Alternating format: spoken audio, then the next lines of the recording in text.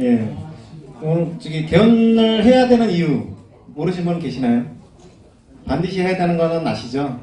네, 오늘 아주 좋은 말씀 해주실 분들을 모셨어요. 먼저 우리 이상수 전 장관님, 개헌 특위 그 자문위원이기도 하시죠? 먼저 소개해드리겠습니다.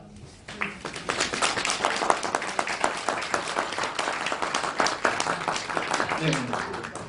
잘 들으시고요. 오늘 이 강의를 들으시면 왜 개헌을 해야 되는지 아마도 가슴 깊게 알게 될 겁니다. 반드시 내년에는 개헌을 해야 됩니다. 여러분 많이 들으시고 네, 많이 봐주십시오. 안녕하십니까? 안녕하세요. 안상수가 아니고 이상수입니다. 요새 무대에 안 나오니까 사람이 다 잊어먹고 저를 보면 안상수 의원님 안녕하십니까 이렇게 한 사람인데 이상수입니다. 이 식견게임 보니까 아주 막 힘이 넘치는데요. 보니까요. 다들 밝은 얼굴이시고 올해 여러분들은 큰 위협을 달성했죠. 그런지 하여튼 힘이 넘치고 뭔가 막 뭔가 보이는 것 같아요, 느낌이. 네. 저도 괜히 기분이 좀 이상해집니다. 네. 사실 로마의 위대한 로마 군대의 조직은 백인대장에서 비롯됐다 이런 말이 있습니다. 우리 일당백 이런 말 있죠, 일당백. 로마 군대는 백인대장이 있어서 100명을 갖다 그분이 지도합니다. 그래서 싸움이 붙으면 백인대장이 모여서 같이 이렇게 이제 전략을 세워서 싸움을 하는 그런 구조라고 해요. 근데 여기 계신 분들 보니까 정말 일당백의 사람들이 모인 것 같아요. 추운 날씨에 이렇게 다 오셔가지고 딱 버티면서 막 있는 거 보니까 정말 일당백을 하는 백인대장이 모였구나 하는 생각이 드는데 맞습니까? 네. 근데 요새 여러분들 보면 저 컴퓨터에서 뭐 SNS에서 좀 막 활동을 너무 많이 한단 말도 있는데 그것도 맞나요? 네. 활동해야 된다. 네, 알겠습니다. 우선 이런 자리에 저를 불러주신 데 대해서 저는 굉장히 영광스럽게 생각합니다. 여러분들 이렇게 귀한 시간에 저를 나오게 해서 이렇게 말씀할 수 있는 기회를 줘서 우선 감사하고요. 또 여러분도 이렇게 할 일이 많을 텐데 특히 개헌 문제에 관심을 가지고 이렇게 송년회 때 특별 주제로 삼고 나라를 위해서 헌정하시는 모습 보니까 이 존경감을 갖지 않을 수가 없습니다. 사실 지난번에 우리 촛불혁명을 돌이켜보면 그때 물론 박근혜 대통령 물러나라 하는 탄핵에도 큰 의미가 있지만 단순히 물러나라고 하는 것만 우리가 요구한 것이 아니고 정말 좀 좋은 나라를 만들어줬으면 좋겠다. 행복한 나라를 만들었으면 좋겠다. 이런 것이 더 중요한 희망사항 아니었습니까? 그래서 이제 일단 갈아치게 되는데 앞으로 좋은 나라를 만들어야 됩니다. 좋은 나라를 만들기 위해서는 기존의 어떤 나라, 기존의 어떤 집을 정말 대대적으로 갈아치워야 된다는 얘기죠. 단순히 석가래만 갈아서는 안 되고 주춧돌, 기둥도 완전히 갈아치우는 그런 대대적인 공사를 해야 되는데 저는 집에서 비유했지만 국가라고 와서는 헌법을 개정하는 것, 국가의 투석인 헌법을 고치는 것, 이것이 이제 국가를 개조하는 시발점이 아닌가 하는 생각을 갖지 않을 수가 없습니다. 여러분들 우리 촛불 혁명 당시에 많은 사람들이 이 개혁을 바라지 않았습니까? 검찰개혁, 또는 언론개혁, 정치개혁, 경제개혁, 재벌개혁 많이 요구했죠. 근데 개혁을 하려면 법을 고쳐야 됩니다. 또 법을 고쳐야 되는데 가장 중요한 것이 법 중에서는 헌법 아닙니까? 헌법을 고쳐야만이 개혁이 순조롭게 되는 것이죠.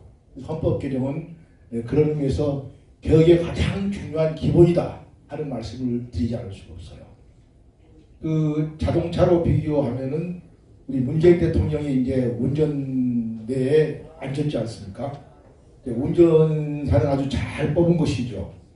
그렇지만 요새 내비게이션이 또 안 좋으면 아무리 좋은 운전사도 경우에 따라서는 3,000%로 빠질 수도 있습니다. 그래서 좋은 운전사에게 좋은 내비게이션을 달아드리는 것은 굉장히 필요한 요소죠.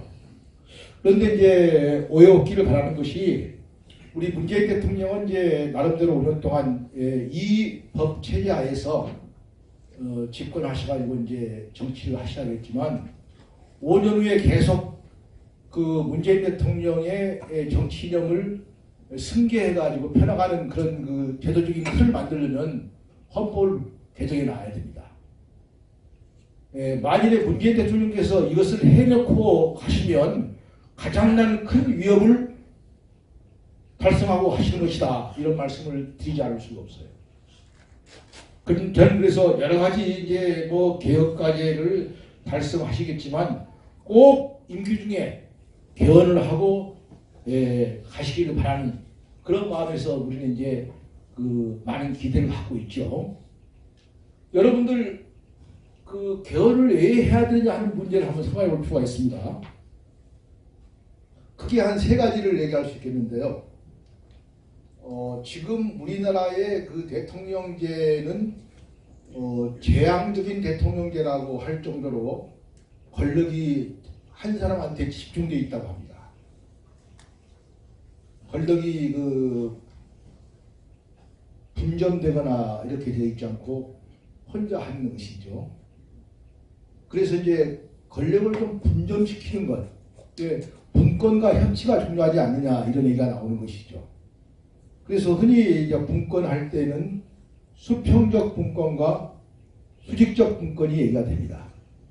수평적 분권은 대통령과 의회의 권한을 나누는 거, 확실하게 나누는 거, 상권 분립을 하는 것이죠. 또 경우에 따라서는 의회도 상원과 하원을 나누는 것 따라 분권이 되겠죠. 또 이 집행권, 행정권도 경우에 따라서는 대통령과 총리하고 나누는 것도 또 얘기되고 있잖아요. 그걸 분권형 정부제라고 보통 얘기하죠. 그리고 이제 수직적으로 분권을 얘기한다면 중앙정부와 지방정부 간의 분권을 얘기할 수 있습니다. 지금 문재인 대통령께서 얘기하시기를 권력구조에 대한 합의가 안 되면 기본권이나 지방분권 개헌이라도 먼저 하시겠다 하고 말씀하실 때 바로 그 지방분권이 지금 제가 말씀드리는 거예요. 그래서 권력이 너무 한 사람, 너무 한 그 기관에 집중되어 있는 것을 분산시키자, 분권화해서 공유하자 이런 얘기가 많이 나오고 있는데요. 제가 국회에 들어가서 이제 원내대표를 할 때입니다. 그때 이조 원내대표하고 같이 카운터 파트가 돼서 이제 같이 정치 활동을 했어요. 그런데 그때 가만히 정치를 하면서 보니까 그때 이해창 그 총리가 그 DJ한테 떨어져 가지고 다시금 그 대통령 선거 나오려고 준비하던 시기인데 무슨 정치 협상을 하면 모든 것을 그 사람들은 제1차적으로 다음 선거를 의식하고 활동하더라고요. 다음 선거를 의식해서 이것이 유리한가 불리한가 이런 판단을 내려가지고 그 판단에 따라서 행동합니다. 국회가 어떤 면에서는 민의의 전당이 아니에요. 다음 선거에 이익이 정말 베이스 캠프다 이런 생각을 갖지 않을 수가 없더라고요. 지금도 보십시오. 홍준표 대표께서 내년 6월 달에 개헌을 하신다고 얘기를 해놓고 지금 뭐라고 하는 거니 못하겠다는 말이죠. 내년 6월 달에 개헌 못하겠다. 제가 찾아가서 물어봤어요. 우리가 이제 저는 국민주권회의에 속했는데 저희 주권회의가 성명서를 발표한 다음에 직접 가서 당신 개인의 의사입니까? 당의 의사입니까? 또 당신께서는 지난번에 선거 전에 다음 지방선거 때 개헌한다고 했는데 왜 말을 바꾸십니까? 라고 딱 얘기하니까 아주 태연하게 얘기하시더라고요. 우리가 지방선거 때 개헌하면 우리가 불리합니다. 그래서 안 하는 것입니다. 하니까 할 말이 없더라고요. 그렇게 모든 문제를 결정할 때 그 사람들은 가치 기준이 다 선거입니다. 다음 선거를 생각하고 그렇게 행동하는 것이죠. 근데 이걸 나무랄 수밖에 없어요. 나무랄 수는 없어요. 반드시 말입니다. 그 승자가 독식하는 구도로 되어 있잖아요. 지금 우리나라 구도가요. 그러니까 패자는 아무것도 할 수가 없잖아요. 가나웃기가 아닙니다. 우리나라 지금 선거제도나 이런 헌법 구조는요. 그렇기 때문에 권력을 쟁취하려면 죽고 살기로 막 싸울 수밖에 없는 거죠. 그래서 흔히 말하기를 유자가 회수를 건너가면 탱자가 된다 이런 말이 있어요. 여러분들 좋은 국회의원 들어가봤자 헛싸움꾼으로 변합니다. 싸우지 않을 수가 없어요. 권력을 쟁취하기 위해서. 그래서 하는 말씀이 권력을 적절하게 나누어서 행사하는 제도가 됐으면 좋겠다. 이런 말이 또 나오는 겁니다. 여러분들 어떻게 생각할지 모르겠지만 지금 문재인 대통령께서도 전 유권자로 봐서는 한 2% 정도의 지지를 받고 대통령 됐을 거예요. 또 더 나아가서 선거를 선거를 했던 투표자들로 봐서는 한 49%인가 48%인가 얻었을 거예요. 그런데 권력은 100% 행사하지 않습니까? 떨어진 한국당 여의도 동에 동사무실 직원 한 사람 임명할 수 있는 권리가 없습니다. 이런 제도는 내가 볼 때 좀 문제가 있는 것 같아요. 승자 독식 구도로 완전히 가버리면 싸우지 않을 수 없는 구도가 된다. 이런 의미에서 뭔가 제도를 좀 바꿔야겠다. 어떻게 바꿀 것인가에 저한테 얘기를 드리겠지만 좀 바꿀 필요가 있다. 그래서 승자 독식 구도, 제한적인 대통령제를 갖다가 좀 이렇게 바꾸는 그런 헌법 개정이 필요하다 하는 얘기가 나오는 것이죠. 이건 이제 지금 정부나 여당이나 야당이나 크게 봐서는 이 점에 대해서 반대하지는 않습니다. 단지 바꾸는데 어느 정도 바꾸느냐 하는 문제를 놓고 서로 이제 싸움을 하고 있는 것이죠. 두 번째 이제 제가 권력 구조라든지 헌법을 바꿔야 되는 이유가 책임 정치를 더 확실히 하기 위한 것입니다. 박근혜 대통령 5년 단임제 하시면서 보세요. 잘못했지 않습니까? 몰아내고 싶은데 탄핵받기 길이 없어서 아주 우리 고생하면서 간신히 몰아냈지 않습니까? 만일에 내각제로 한다고 생각해 보시오. 총리가 잘못하면 금방 총리 불시인거래안을 갖다가 채택해가지고 몰아낼 수가 있습니다. 그 책임 정치가 확실한 나라죠. 일본은 그렇게 하지 않습니까? 우리나라 같은 경우는 보면 5년대로 간다면은 5년 단임제하고 끝나버리면 그 이상 책임을 물을 길이 없어요. 그래서 중간에도 잘못하면 좀 아웃시키는 제도가 있으면 좋겠다. 이런 얘기가 나오는 겁니다. 그래서 책임 정치를 보다 할 수 있는 그런 제도로 갔으면 좋겠다 하는 얘기가 있고요. 마지막 얘기인데 이 대통령제를 계속 하니까 어떤 폐단이 있냐 보면은 그 정책의 일관성이 지키지 않는다는 얘기가 있죠. 대통령제의 속성이 후임 대통령이 전임 대통령의 그 정책을 그대로 이어받지 않으려는 그런 입장이 좀 깔려 있습니다. 그래서 보통 박근혜 대통령도 보면 이명박 대통령이 녹색 정책을 폈는데 딱 되자마자 그거 없애버리고 창조 경제란 말을 썼지 않습니까? 이런 그 약간의 문제점이 있어요. 다행히 이번에 내가 이틀 전에 신문 보니까 우리 문재인 대통령께서는 창조 경제란 말도 좋은 말이다. 박근혜 대통령이 썼던 창조 경제란 말을 쓰겠다 이렇게 하시는데 그런 어떤 그 여유와 그런 그 유연성이 있어야 할 텐데 과거에 보면 그러지 못하고 전임 대통령이 했던 건 무조건 반대하는 그런 분위기가 있었기 때문에 그것을 막기 위해서도 좀 제도를 고쳐야겠다. 이런 세 가지가 보통 얘기가 되고 있었어요. 그런데 세 가지를 전부 다 고치려면 가장 좋은 제도가 일반적으로 학자들이 얘기하는 것은 내각제입니다. 내각제. 내각제 하에서는 그 제한적인 대통령제가 있을 수가 없고 두 번째는 언제고 불시민을 통해서 또는 의회 해산을 통해서 책임 정치를 할 수가 있고 세 번째로는 내각은 정당을 중심으로 정당 중심의 그 체제이기 때문에 정당이 그대로 가는 한 그 정책의 일관성을 유지할 수 있다. 이 세 가지 때문에 내각제를 이제 학자들을 주장하는 사람이 많은데, 그런데 내각제는 이제 한계가 있습니다. 국민들이 우선 반대합니다. 별로 안 좋아합니다. 또 내각제가 잘 되려면 정당이 확실하게 그 정당으로서의 어떤 그 브랜드 정체성이 확실히 할 텐데, 현재 우리나라는 정당의 정체성이 좀 약합니다. 또 정당의 규율이 없어요. 그래서 이런 정치 정당 하에서는 과연 내각제가 안정적으로 할 수 있겠냐 하는 비판이 있는 것이죠. 그래서 남은 것이 뭡니까? 이제 4년 중임제 대통령제하고 분권형 정부제가 남습니다. 요새 한간에 얘기하는 분권형 정부제는 아예 그냥 그 집행권, 특히 이 집행권을 대통령과 총리가 확실히 나누도록 하자. 지금은 우리 헌법제도는 총리가 있긴 있지만 책임 총리제라고 하지만 제대로 지켜지지 않아가지고 사실상 대통령 밑에서 좀 보좌해주는 역할만 할 뿐이지 않습니까? 근데 확실하게 그 대통령과 총리의 권한을 나눠가지고 외치는 예컨대 대통령이 맡고 내치 경제는 총리가 맡는 이런 그 분권형 정부제를 주장하는 견해가 있고요. 그 다음에 또 4년 중임제를 주장하는 견해는 어떤 거냐 하면은 지금 대통령의 권한이 좀 너무 강하게 보이니까 그렇다면은 상권 분립을 확실히 해가지고 국회에 대통령의 권한을 일부 주는 겁니다.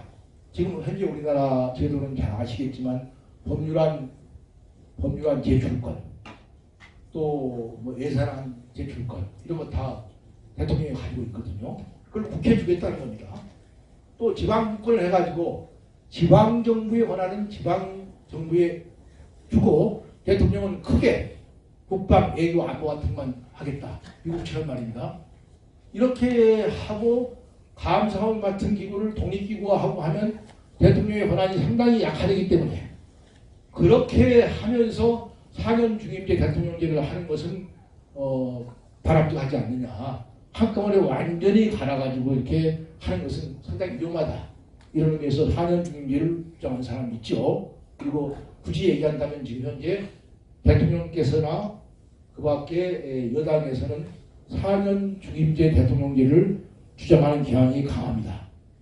그 다음에 이제 마지막으로 분권형 대통령을 주장하는 사람들은 그 정도로 해서 과연 그 대통령의 권한을 독주를 막을 수 있겠느냐. 확실하게 할 필요가 있다. 그래서 집행권도 단순히 대통령한테 주면서 총리를 보좌시키는 그런 것이 아니고 아예 반은 그러니까 내치는 총리, 외치는 통일외교 안보는 대통령 이렇게 확실히 나눠주자. 분권을 하자. 바꾸기 하면 바깥 살림은 대통령이 하고 안 살림은 총리가 하는 그런 제도로 가야지 확실히 대통령의 권한을 견제할 수 있다. 이런 두 가지 견해가 있습니다. 제가 여기서 어느 것이 낫다는 얘기는 드릴 수가 없고요. 굳이 소신 표명도 할 수 있지만 두 개 중에 하나를 선택을 해야 되는 것이죠. 그런데 굳이 얘기하면 요새 이런 분위기가 있더라고요. 헌법이라는 것이 그 정치적인 타협을 통해서 시대 정신을 담는 겁니다. 그러니까 타협은 불가피합니다. 타협을 할 수밖에 없지만 시대 정신을 담아내야 되거든요. 그러니까 타협이 불가피하다고 본다면 지금 두 주장을 약간 잘 이렇게 결합시켜서 타협하면 어떨까라고 하면서 요새 최근에 제기되는 견해가 4년 중임제 대통령제로 가되 과감하게 대통령의 권한을 약화시켜서 의회로 권한을 많이 부여하고 아까도 얘기했지만 지방 분권을 통해서 지방의 모든 그 일은 지방정부가 하도록 맡기고 또 많은 권한을 그 독립된 기관으로 만들어서 한다든지 이렇게 해가지고 대통령 권한이 약화된 4년 중임제가 좋다 이런 얘기가 이제 나오고 그렇게라도 해서 서로 결합해서 헌법 개정을 해야 되는 것이 아니냐 이 중요한 시기에 정말 개정은 해야 되는 거 아니냐 하는 의미에서 절충안이 나오고 있는데 저는 원래는 현재같이 이렇게 그 대통령제를 그대로 존치시키고 단순히 총리를 보좌 기관으로 둔다든지 또 부통령 제도를 둔다든지 이런 것은 내가 볼 때 좀 그 문제가 있다라고 생각해서 분권형 정부제가 낫다라고 얘기를 해왔는데 그 단계적으로 사고할 필요가 있지 않느냐 하는 생각이 들어서 나는 이제 개헌을 하는 것이 최고의 선이고 그 다음에 굳이 얘기한다면 약간 그 절충적인 입장을 취해서 좀 최선은 아니지만 타선책을 취한 그런 구도로 할 수 있는 것이 아닌가 하는 생각이 들어서 경우에 따라서는 두 제도 중에서 어느 것이 선택되든 간에 저는 받아들여야 된다 이런 입장을 갖고 있습니다. 지금 뭐 요즘 이제 그 개헌의 아킬레스건이라고 보통 얘기하는 권력 구조 부분에 관해서 그 합의가 안 되면 완전히 개헌이 물 건너가지 않느냐 하는 얘기를 하는 사람이 많습니다. 대통령께서 아무리 개헌을 하려고 하시고 말씀하시기를 뭐 권력 구조에 대한 합의가 안 되면 지방 분권이나 또는 기본권 부분에 합의된 것만 개헌하겠다고 말씀을 하셔도 야당이 반대하면 개헌 조지선이 100명만 가지면 되기 때문에 지금 야당이 100명이 넘거든요. 한국당이. 그래서 개헌을 저지할 수가 있습니다. 그래서 대통령께서 하시려고 해도 안 되는 수밖에 없어요. 물론 대통령께서나 민주당에서는 야당이 말을 안 들으면 과거 촛불 시위처럼 압력을 가해서 국민의힘으로 할 수 있는 것이 아니냐 이런 말을 하신 분도 있는데 과연 그것이 가능할지에 대해서 많이 사람들이 우려를 해요. 그래서 대통령이 하시려고 해도 좀 어려운 상황에 있다 이런 말씀을 드리지 않을 수 없는 국면에 있습니다. 그래서 하여튼 여러분들 그 권력 구조에 대해서 뭔가 합의를 해내야 될 텐데 그 저희들은 이런 주장을 한 바가 있어요. 정 합의가 안 되면 굳이 국회에서 이걸 갖다가 당사자끼리 논의하려고 하지 마시고 문재인 대통령이 지혜롭게 그 원전 공론화위원회를 구성해서 원전 문제를 풀었던 것처럼 이 개헌에 있어서 가장 문제가 되는 권력구조 문제도 당사자를 떠나서 국민한테 맡겨라. 국민들이 공론화위원회를 구성해가지고 국민이 만일에 그 옳다는 것을 제시하면 그걸 국회가 받으면 될 거 아니야. 그래서 우리는 개헌에 관해서도 공론화위원회를 구성해서 헌법 그 개정할 상황에서 아주 난제, 예를 들어서 권력구조 같은 부분에 관해서는 국민한테 결정권을 갖다 주면 어떠냐 이런 얘기도 하고 있는데 거기에 대해서 우리 대통령이나 여당은 좋다 공론화위원회를 구성하자 해도 또 그걸 야당이 지금 듣지 않습니다. 야당이 공론화위원회도 반대하기 때문에 사실상 그 부분도 관철될 것 같지가 않다. 그래서 한때는 저희들이 개헌이 일종의 변곡점에 도달했다. 되겠다라고 해서 아주 낙관적인 개헌을 가졌는데 오히려 요즘은 개헌이 어렵겠다 하는 그런 그 아문이 많이 이렇게 드려져 있다 하는 이런 말씀을 드리지 않을 수가 없어요. 그런데 이제 마지막 수단은 뭐가 남아있느냐? 역시 국민의힘입니다. 국민 여러분들이 힘을 합쳐가지고 개헌해 왜 안 하느냐 라고 얘기를 하고 개헌을 안 하는 그 정당, 개헌을 안 하는 그 세력에 대해서는 맞서서 싸우면서 압력을 가해만이 개헌이 가능하다. 이런 말씀을 드리지 않을 수가 없어요. 내가 권력구조에 대해서 좀 얘기를 강조했는데 다른 면에서도 개헌은 필요합니다. 여러분 가만히 봐보세요. 지금 우리 현행 헌법은 87년 헌법이라고 보통 얘기하지 않습니까? 지금 이 헌법은 그런데 이 헌법을 더 깊이 들여다보면 이것은 87년 헌법이 아니고요. 62년도에 박정희 대통령이 그 혁명을 일으킨 다음에 군사 통치를 하기 위한 그 62년 헌법이 골반이 되어 있어요. 4.19 혁명 때 바꿨던 그 헌법 개정이 다 싹쓸이 되고 군사혁명 이후에 만든 헌법 62년도 헌법이 기본 틀을 유지하고 있습니다. 물론 그것 중에서 87년도에 직선제 같은 것이 약간 붙여져 있지 않습니까? 그렇지만 기본은 뭡니까? 50년 전에 그 박정희 대통령 통치 때 만든 헌법이 그대로 남아있는 것입니다. 한 50년 지났습니다. 이제는 고쳐야 돼요. 이제는 그 틀을 바꿔야 한다는 얘기죠. 그래서 이번 개헌은 단순히 어떤 한 부분만 개헌하는 것이 아니고 전면적으로 모든 문제를 고쳐보는 그런 중요한 시기라고 보고 아주 호기입니다. 제가 그 문 대통령을 참 존경스럽게 생각하는 부분 중에 하나가 역대 대통령들이 대통령이 되면 개헌을 다 하지 않으려고 합니다.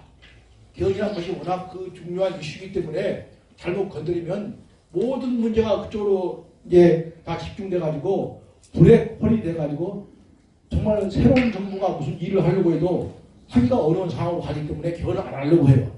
그런 그 현상이 있는데 우리 대통령께서는 약속을 지킨다는 의미도 있고 개헌의 필요성을 느껴서 처음부터 하겠다. 다음 지방선거 때 하겠다고 약속을 했는데 이건 굉장히 획기적인 결단입니다. 박근혜 대통령 보세요. 마지막 퇴임하기 전에도 계속 그 김무성 의원이 개헌 얘기 꺼내니까 탁 말도 못 꺼내게 하다가 자기가 불리해지니까 나중에 정략적으로 개헌하겠다고 카드를 냈잖아요. 이렇게 개헌을 정략적으로 생각하는 사람도 있지만, 예? 그러니까 그런 사람들은 뭡니까? 개헌을 할 수가 없어요. 집권 쪽에도 할 수 없어요. 근데 우리 문재인 대통령 하겠다는 거 아닙니까? 그래서 굉장히 의미 있는 결단이라고 생각이 되는데, 그럼에도 불구하고 이런 여러 가지 그 야당의 반대 이런 것이 있어서 현재 암초에 걸려 있다는 말씀을 드리면서 결국 국민의힘에 의해서 이 암초를 걷어내는 작업을 해야 된다고 생각이 되고요.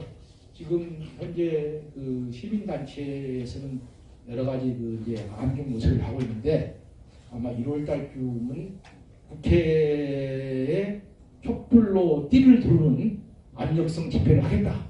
이런 좀 계획도 가지고 있습니다. 정말 그 국회의원들한테 뭔가 압력을 가해서 너희들 직무유기 하지 마 해. 약속했잖아. 이런 이제 그 사태가 여러분 1월 달쯤 되면 일어납니다. 이제.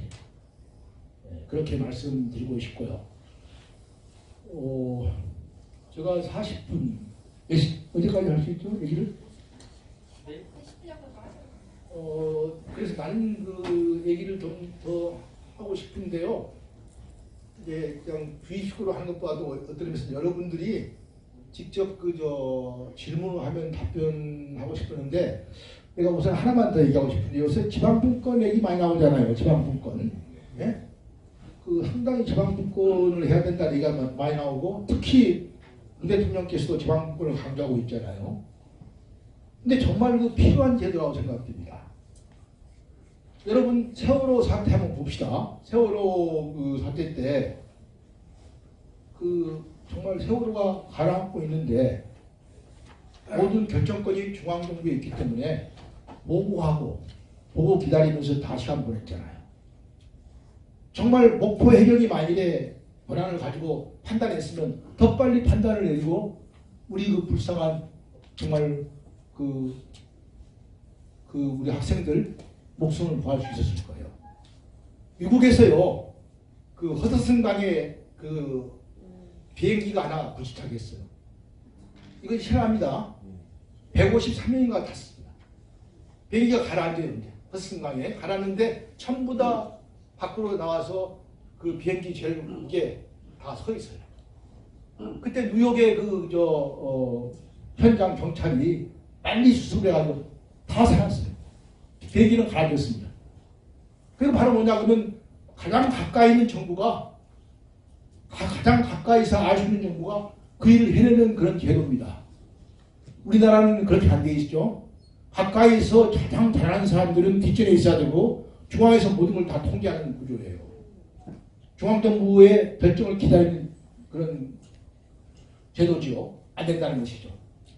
가장 잘 알고 가장 가까이 있는 정부가 우선 행정을 맡는 것이 이른바 보충성의 원리라 해가지고 다른 나라에서는 많이 시행되고 있습니다.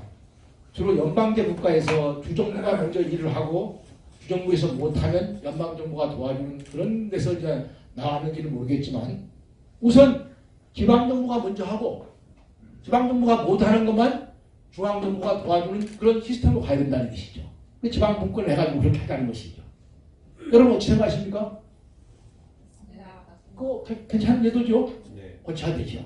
이런 고쳐야 된다고 봐요. 그 지방정부가 하면 잘할 텐데 중앙정부가 지방정부에 권한을 주기 쉬우니까 자기들이 뭉쳐지고 있는데 몰라요. 또 뭉쳐지다 보니까 너무 권한이 비대해가지고 과부하에 걸렸어요. 거기서 녹는 사람 누구죠? 국민입니다. 그래서 이번에 헌법을 개정해서 좀 권한을 분장해서 우선 잘하는 일을 가까이 있는 정부가 먼저 하고 안 되는 것만 이제 중앙정부가 했으면 좋겠다 이런 얘기를 하는 것이죠. 또 하나 예를 들어볼까요, 여러분요?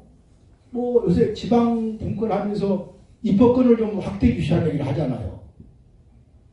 미국에는요 주정부에서도 법을 만듭니다. 주정부에서도 연방도 법이 있지만 주정부도 법이 있어요.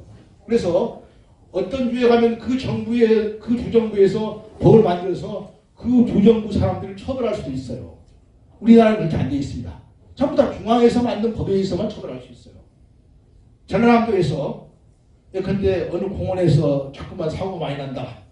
그래서 그 공원에 어떤 규칙을 정하고 사고를 내는 사람 좀 처벌하는 규칙을 줬으면 좋겠다. 이래도 못합니다. 중앙정부가 법을 만들어줘야만 할 수 있습니다. 조례로서는 처벌할 수가 없는 거예요. 그래서 조례 말고 조례를 지방법으로 하든지 조례한테 효과를 줘서 그 지역의 문제는 그 지역에 의해서 법을 만들어서 규제할 수 있도록 하자. 이것이 이제 지방 입법권을 확대하는 그런 내용이거든요.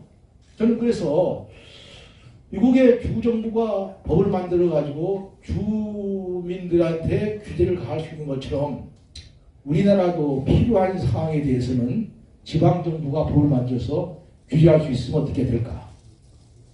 그 지방에서만 이제 그 효과를 발생하는 그런 제도이기 때문에요. 그래서 그런 의미에서 지방 입법권도 좀 확대할 필요가 있다.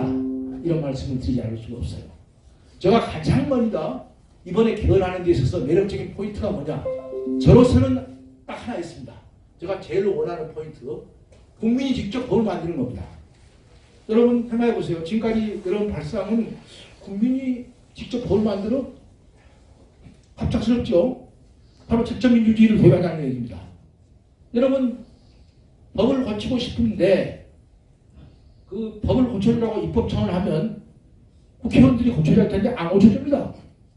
자기들 입맛에 맞는 것만 고칩니다. 법에 대해서 청원하죠. 청원하면은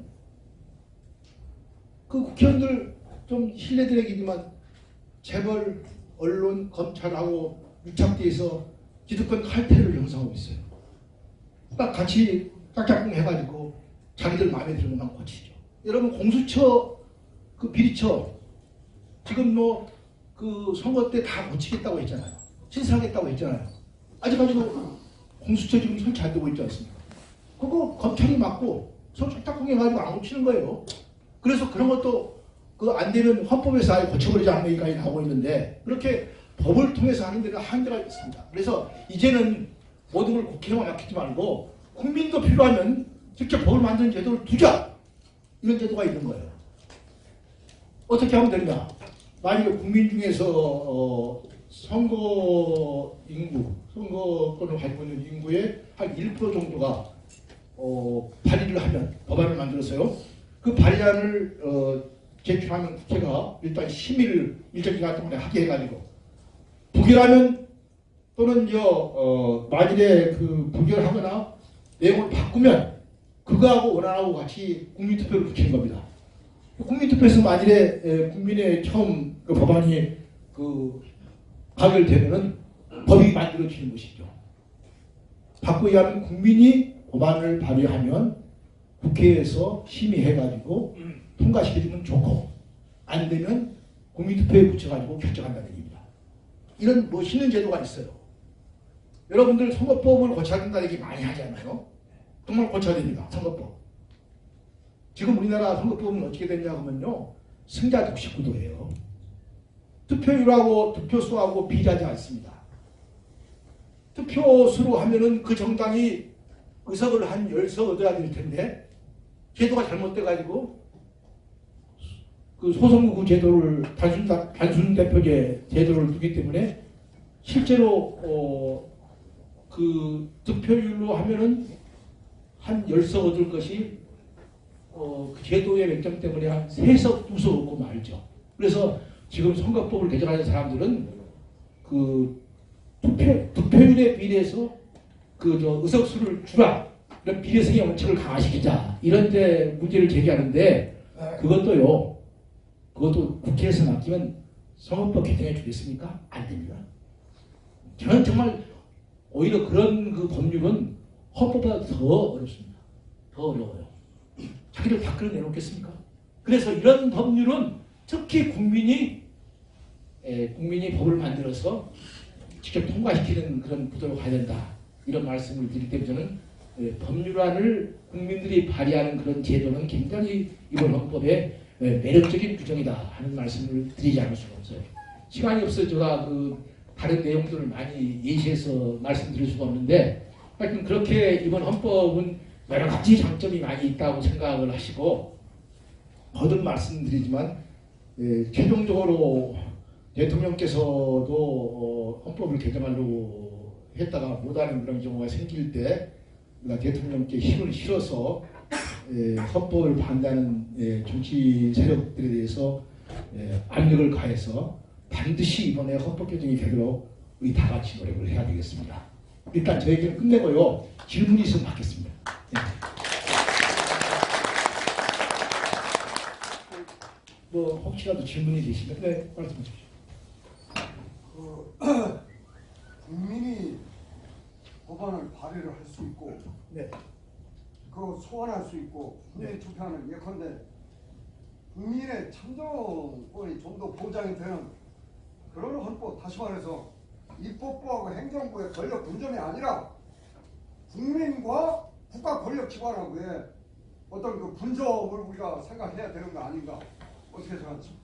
바로 그것이 이제 말을 바꾸어야 하는 대의제 민주주의와 직접 민주주의의 그 차이라고 볼 수 있겠는데요. 지금 현재 우리나라 구조는 국민들이 국회의원을 뽑아서 모든 권한을 임해서 국회가 그 일을 하도록 하고 있기 때문에 국민은 하지 않고 지켜보는 거 아니겠습니까? 근데 이제는 대의제 민주주의의 한계 같은 것이 느껴지기 때문에 그걸 보완한다는 의미에서 국민도 직접 정치 권력을 일정하게 행사하는 그런 제도로 하자는 것이 직접 민주주의를 말씀드린 것이고 법안도 그렇게 하는 의미에서 국민이 법안권을 갖자는 거 아니겠습니까? 저는 그렇게 가야 된다고 생각합니다. 과거에 뭐 인구라든지 또는 국토의 넓이 때문에 직접 민주주의를 하는데 한계가 있었지만 이제는 SNS 같은 것이 발달돼가지고요. 여러분들이 마음먹고 쫙 하면은 정말 뭐 70만, 80만 모아가지고 특정한 법안 만들어서 올려서 통과시키는 것은 그렇게 어렵지가 않다는 얘기입니다. 이제. 근데 난 이래요. 선거법 개정운동 하는 사람들 보고 너희들 법 개정 운동해도 잘 안 된단 말이야. 차라리 그러니까 헌법을 빨리 개정해가지고 헌법에 그런 조항을 집어넣었다가 그 헌법 그 수단 가지고 하면 되지 않겠는가 하는 게 제가 하는 것이죠. 네. 또 질문 계신가요? 네. 이현수 장관님 설명 잘 들었습니다. 지방 분권을 저도 찬성하는데요. 네. 가장 이제 지방 분권 하다 보면 지방 재정이 문제가 생길 텐데 지방 재정이 약한 지방 정부에는 이제 중앙에서 뭐 내려보는 방법이 계속 거기 요구를 많이 하는 것 같고. 그다음에 제가 알기로는 지금 아까 저 촛불 집회 후로 지금 노원구나 어제 보니까 다른 몇 군데에서는 벌써 미래가 실시가 되고 있는 것으로 알고 있습니다. 네. 미래하게 네. 이렇게 아까 그 국민들이 모여가지고 뭐 이렇게 하는 것으로 알고 있는데 이런 것도 있고. 그다음 제가 볼 때는 다른 것도 중요하지만 뭐 저출산 고령화 문제, 특히 제일 중요한 것은 소득 불평등 불공정. 거기에서는 제가 볼 때는 토지의 공론화, 토지 공개념입니까? 그 토지에 대해서 뭘 이렇게 헌법에 넣어가지고 재벌들 5%가 전국에 뭐 80%, 70%를 가지고 있는 그 제도를 좀 고쳐야 된다. 그 토지 공론화가 않고는 소득의 불균형은 누가 대통령이 돼도 이건 바로 잡을 수 없다고 저는 추미애 대표도 뭐 비슷하게 했습니다만 토지 공개념에 대해서는 분명히 돼야 될 것으로 봅니다. 그 다음에는 또 앞으로는 지금 남북대화가 되지 않고 있습니다만 언젠가는 평화 통일이 될 것으로 저는 봅니다. 머지않아서. 그래서 평화 통일 문제 거기에서도 상당한 구체적으로 들어가야된가 새로운 헌법에 저는 이렇게 이상해요. 한번 설명을 많이 그 토지 공개념 제도에 대해서 이번 헌법 개정안에는 상당히 구체적으로 그 방향이 정해질 것으로 제가 알고 있고요. 너무 과거에 그 경제 조항이 추상적이다라고 해서 좀 구체화시키자 하는 이런 얘기를 하고 있으니까 상당히 구체화되고 있다는 얘기를 드릴 수 있겠습니다. 그리고 제일 처음에 물었던 것이 뭐였죠? 네? 지방재정 문제는 지방분권이 되면 가장 중요한 부분이기도 한데요.